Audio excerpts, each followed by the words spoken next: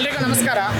ಮಲಬಾರ್ ದೇವಸ್ಥಾನ ಬೋರ್ಡಿನ ಜೀರ್ಣೋದ್ಧಾರ ಸಮಿತಿಯ ಕಾಯಂ ಸದಸ್ಯರು, ಅದೇ ರೀತಿ ಮಧೂರು ಬ್ರಹ್ಮಕಲಶೋತ್ಸವ ಸಮಿತಿಯ ಉಪಾಧ್ಯಕ್ಷರು, ಹಾಗೆಯೇ ಮಧೂರು ಬ್ರಹ್ಮಕಲಶೋತ್ಸವದ ಮೀಡಿಯಾ ಪಬ್ಲಿಸಿಟಿ ಸಮಿತಿಯ ಅಧ್ಯಕ್ಷರು ಆಗಿರುವಂತಹ ಮಧೂರಿನ ಉದಯಗಿರಿಯಲ್ಲಿ ವಾಸವಿರತಕ್ಕಂತಹ ರಾಜೀವನ್ ನಂಬಿಯಾರ್ ಈಗ ನಮ್ಮ ಜೊತೆ ಇದ್ದಾರೆ. ಅವರ ಹತ್ರ ನಾವೀಗ ಬ್ರಹ್ಮಕಲಶೋತ್ಸವದ ಬಗೆಗಿನ ಅಭಿಪ್ರಾಯಗಳನ್ನು ಹಾಗೆ ಇಲ್ಲಿಯ ಮಾಹಿತಿಗಳನ್ನು ಕೇಳಿ ತಿಳಿದುಕೊಳ್ಳುವ. ಮೊದಲನಾಗಿ ಅವರಿಗೆ ನಾವು ಸ್ವಾಗತವನ್ನು ಬಯಸ್ತೇವೆ. ನಮಸ್ಕಾರ. ബ്രഹ്മകലശോത്സവ ജീർണോദ്ധാരണ പ്രക്രിയ വിജയിച്ചതിനെക്കാട്ടി കുറച്ചും കൂടി വൈകിപ്പോയി എന്നുള്ള ഒരു ഇൻഫർമേഷൻ കിട്ടി. അപ്പോൾ ആ ഒരു വിഷയമൊക്കെ സംബന്ധമായിട്ട് വീക്ഷകർക്ക് നിങ്ങളെ അഭിപ്രായം പറയണമെന്നാണ് ഒരു റിക്വസ്റ്റ്. എല്ലാവർക്കും നമസ്കാരം. മധൂർ ശ്രീ മദനന്തീശ്വര സിദ്ധി വിനായക ക്ഷേത്രത്തിൻ്റെ ജീർണോദ്ധാരണവും അഷ്ടബന്ധ ബ്രഹ്മകലശോത്സവവും ഇപ്പോൾ ഈ കഴിഞ്ഞ 27 മുതൽ ഏപ്രിൽ 7 വരെ 12 ദിവസങ്ങളിലായി നടന്നു വരികയാണ്. 2010 നവംബർ 28-ാം തീയതിയാണ് കേരള ഗവൺമെൻറ് മലബാർ ദേവസ്വം ബോർഡ് മുഖാന്തരം മധൂർ ക്ഷേത്രത്തിൻ്റെ ജീർണോദ്ധാരണ സമിതിക്ക് അംഗീകാരം കൊടുത്തത്. 40 അംഗ കമ്മിറ്റിയാണ് അന്ന് നിലവിൽ വന്നത്. അന്നത്തെ സാഹചര്യത്തിൽ ക്ഷേത്രത്തിൻ്റെ ജീർണോദ്ധാരണം എന്ന് പറയുന്നത് സാധാരണക്കാരുടെ ഒരുപാട് കാലത്തെ വർഷങ്ങളായി ഇവിടുത്തെ മധൂരിലെയും ശ്രീ മഹാഗണപതിയുടെയും ഭക്തജനങ്ങളുടെ ഒരു വലിയ നീണ്ട കാലത്തെ ഒരു വലിയ ആഗ്രഹമായിരുന്നു. അന്ന് ഈ ജീർണോദ്ധാരണ പ്രവർത്തനങ്ങൾ തുടങ്ങുമ്പോൾ 40 അംഗ സമിതിയിൽ 40 അംഗങ്ങളും 1000 രൂപ വെച്ച് ഞങ്ങൾ സംഭാവന നൽകി 40,000 രൂപയിൽ നിന്നാണ് ഇതിൻ്റെ ജീർണോദ്ധാരണ പ്രവർത്തനങ്ങൾക്ക് തുടക്കം കുറിച്ചത്. ഇതിൻ്റെ പ്രവർത്തനങ്ങൾ പല ഘട്ടങ്ങളിലായി നടത്തണമെന്നായിരുന്നു ഞങ്ങളുടെ ആദ്യത്തെ തീരുമാനം. മലബാർ ദേവസ്വം ബോർഡിൽ നിന്ന് അംഗീകരിച്ച് കിട്ടേണ്ട ജീർണോദ്ധാരണ പ്രവർത്തനങ്ങൾക്കുള്ള അംഗീകാരം അത് കൃത്യമായി നടന്നതുകൊണ്ടും കൂടാതെ കോവിഡ് പോലുള്ള മഹാമാരിയിടയിൽ നമുക്ക് ഒരു തടസ്സമായി വന്നതുകൊണ്ടും പിന്നീട് സാമ്പത്തികമായി ഞങ്ങൾ ഇതിന് വലിയ ബുദ്ധിമുട്ടുകളിലൂടെ ഞങ്ങൾ ഇതിൻ്റെ മുമ്പോട്ട് പോകുന്ന ഘട്ടത്തിലാണ് ഞങ്ങൾക്ക് ഒരു വലിയ സഹായവുമായി പിന്തുണയുമായി സംപൂജ്യ സ്വാമിജി ശ്രീ മാനില സ്വാമിജി, മോഹൻദാസ് സ്വാമിജി നമ്മളെ സഹായിക്കുവാനും നിർദ്ദേശങ്ങൾ നൽകുവാനും ഇവിടെ എത്തിയത്.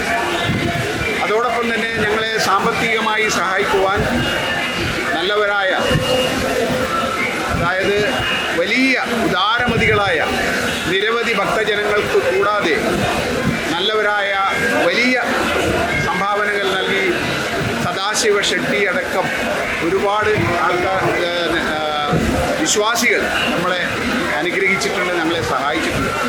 പിന്നീട് ഞങ്ങൾക്ക് വന്നത് ഒരു വലിയ ഒരു ദുഃഖമെന്ന് പറയുന്നത് ഞങ്ങളുടെ ഈ ജീർണോദ്ധാരണ സമിതിയുടെ അധ്യക്ഷനായി ഇരുന്ന UT അൽവ സർ, അദ്ദേഹം ഞങ്ങളെ ഇടക്കാലത്ത് വിട്ടുപോയി. അതിനുശേഷം ഞങ്ങളോടൊപ്പം 40 അംഗ കമ്മിറ്റിയിൽ 8 പേർ ഇന്ന് ഞങ്ങളോടൊപ്പമില്ല. അങ്ങനെ പല പ്രതിസന്ധികളും നമ്മളെ തരണം ചെയ്തിട്ടുണ്ട്. ഏതായാലും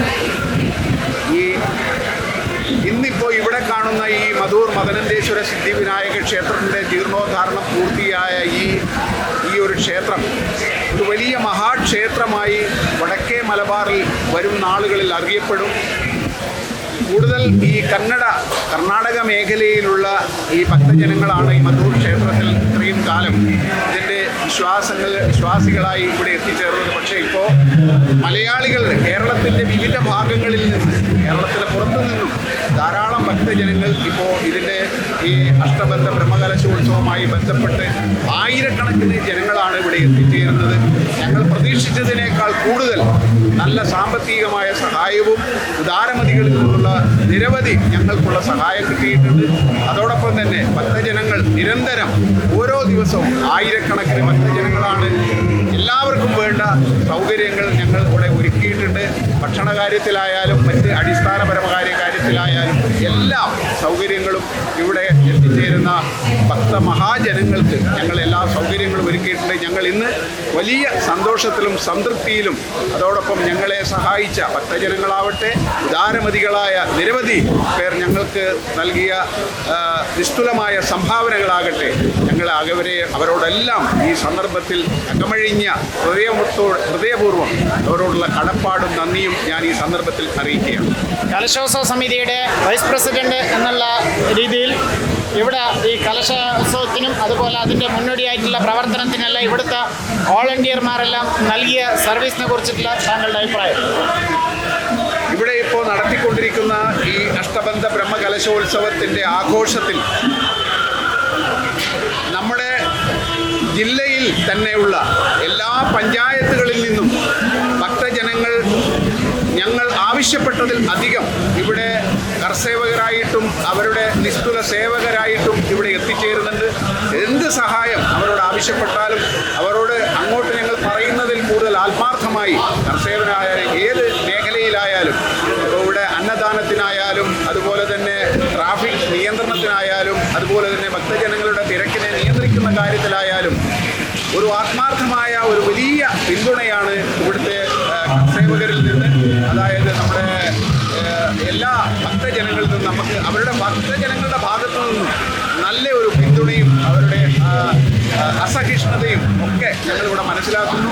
ഏതായാലും ഇത്രത്തോളം നടന്ന ആഘോഷങ്ങളൊക്കെ ഇന്നലെയും ഇന്നുമായി പുനഃപ്രതിഷ്ഠ നടക്കുകയാണ്.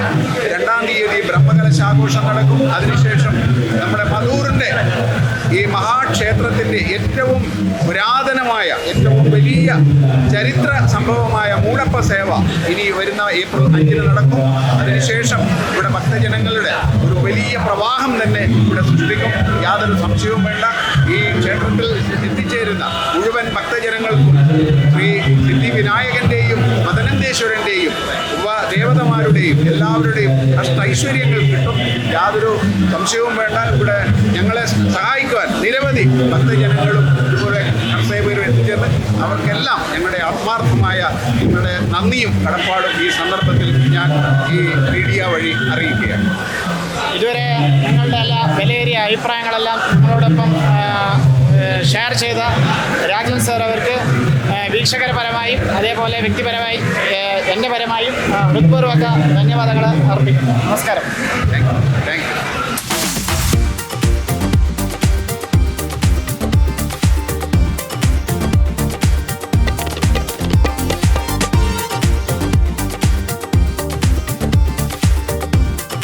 ಬ್ರಹ್ಮಕಲಶೋತ್ಸವ ಸಂಭ್ರಮದ ಇನ್ನಷ್ಟು ವಿಡಿಯೋಗಳಿದ್ದು ಅದು ಶೀಘ್ರದಲ್ಲೇ ಮುಂದಿನ ಭಾಗದಲ್ಲಿ ಬರಲಿದೆ. ವಿಡಿಯೋ ವೀಕ್ಷಿಸುತ್ತಿರುವ ತಾವೆಲ್ಲರೂ ದಯವಿಟ್ಟು ತಮ್ಮ ಮೊಬೈಲ್ಗಳಲ್ಲಿ ಈ ಚಾನೆಲ್ ಅನ್ನು ಸಬ್ಸ್ಕ್ರೈಬ್ ಮಾಡಿ, ಬೆಲ್ ಐಕಾನ್ ಬಟನ್ ಪ್ರೆಸ್ ಮಾಡಿ. ಹಾಗೆ ಮಾಡಿದಲ್ಲಿ ತಮಗೆ ನೋಟಿಫಿಕೇಶನ್ ಲಭಿಸಲಿದೆ. ದಯವಿಟ್ಟು ಈ ವಿಡಿಯೋವನ್ನು ನಿಮ್ಮ ನೆರೆಹೊರೆಯವರಿಗೂ ಆತ್ಮೀಯರಿಗೂ ಸಂಬಂಧಿಕರಿಗೂ ಶೇರ್ ಮಾಡಿ ಎಂದು ಹೇಳುತ್ತಾ ಎಲ್ಲರಿಗೂ ಮತ್ತೊಮ್ಮೆ ವಂದನೆಗಳು.